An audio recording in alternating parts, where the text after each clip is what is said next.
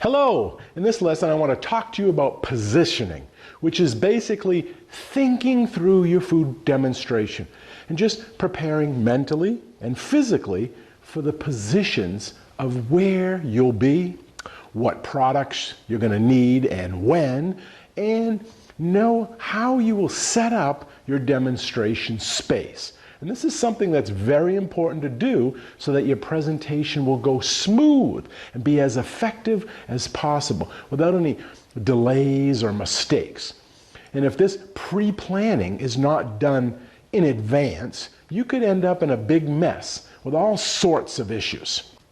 So, there's a lot going on during a food demonstration, right? You're managing your presentation, your food preparation, right? Your audience, your key teaching points, your time. It's therefore essential that to make things simpler for yourself in every way possible. And to do that is mise en place, is one way that'll help you accomplish this. Now, of course, if you've been to culinary school or you've worked in the industry for any amount of time, then you most likely already know about mise en place. It's a French culinary phrase which means putting in place or everything in its place. And it refers to the setup required before cooking. And it's often used in professional kitchens to refer to organizing and arranging the ingredients that a cook will need for the menu items that are expected to be prepared during a shift. This would include things like having meats already cut, steaks portioned up, having the sauces all made in advance. You're not going to make a sauce when the order comes in. It would take too long. So some things you can prepare in advance, one of them being sauces, right? You could have items par-cooked or maybe blanched, like some vegetables, which would be done in advance. You could have vegetables peeled. You could have, things chopped, like your garlic. You wouldn't get an order and then start chopping the garlic, right? Pulling off the cloves. Just things you can do in advance and have it all ready at your station, so when an order comes in, you have everything ready, you just put the dish together. That's basically mise en place. So it's going to start with the recipe or the dish that you are demonstrating or presenting.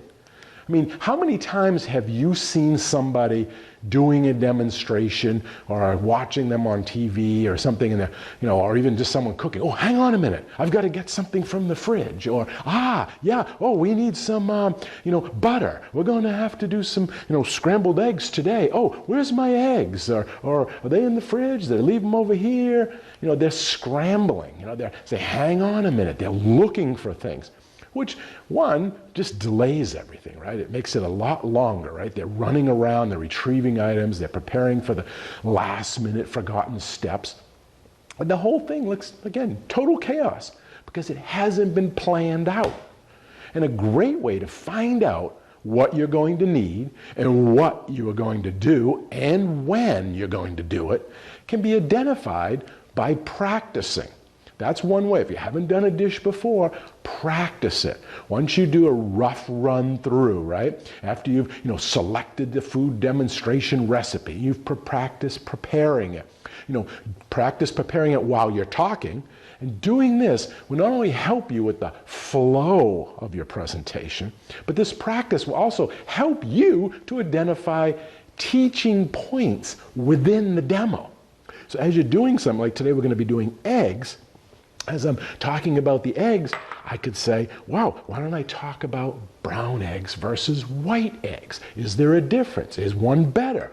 So as I'm doing that, I'm thinking about it in advance. I could do any research I need to do in advance, get my facts, memorize them, maybe write bullet points down, and be prepared during the demo that those will be my speaking points, right? So as you know, there's often, these natural lulls when preparing a recipe. For example, when you're browning meat, right? Say you're doing some, ground meat that's got to brown. So while you're waiting for it to brown, what are you going to do? You can't just be quiet, right? You need to have that patter, we call it, right? You got to have those speaking points. You got to be talking. You got to engage your audience. You want to keep them involved in the journey. So during those lulls, perfect time to fill those with some information.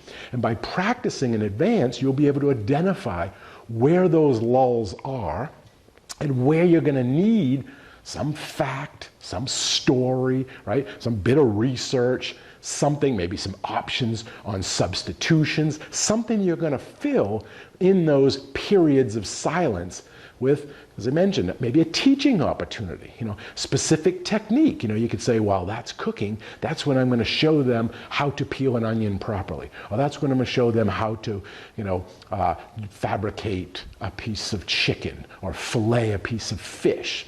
So you're going to set up your recipes in advance. Obviously, the things that take the longest will be done first or started, and then you'll have downtime to do other things. Maybe that's when you show how to make a salad dressing if you have a salad on your menu. A specific technique, a food fact, a different option, or even a story or an opinion, right? So now one of the first things you need to do when you're preparing for your demonstration or presentation is to pick a recipe. Now, choosing the right recipe is very important. Even if your techniques are perfect, you won't get too far if your recipe doesn't appeal to the audience, right? The recipe you select should not only be right for you and your ability level, but also challenging, of course, but not too difficult where it's going to trip you up. And that's why practice can help. But main thing is, it also has to be appealing and suitable for the audience, for the facility, for the time allowed for your demo. If you're on live TV, you might have 3-4 minutes to do your demo.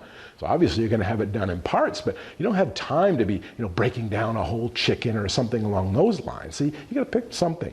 And maybe it ties into the facility. You want to do something deep fried, but they don't have a fryer. Well, maybe you're going to substitute with one on the stove, or you can eliminate that. Or if you need a grill, do they have a grill? So time, equipment available, the audience. If I was doing it to some children, young adults, there's going to be certain recipes that's going to get them excited, as opposed to maybe an adult or someone that's a real connoisseur of fine food. So that's why it's important to know your audience. And we're going to talk about this more in a future module when it's how to set up your demo. And part of that is that pre-planning, picking the proper recipe.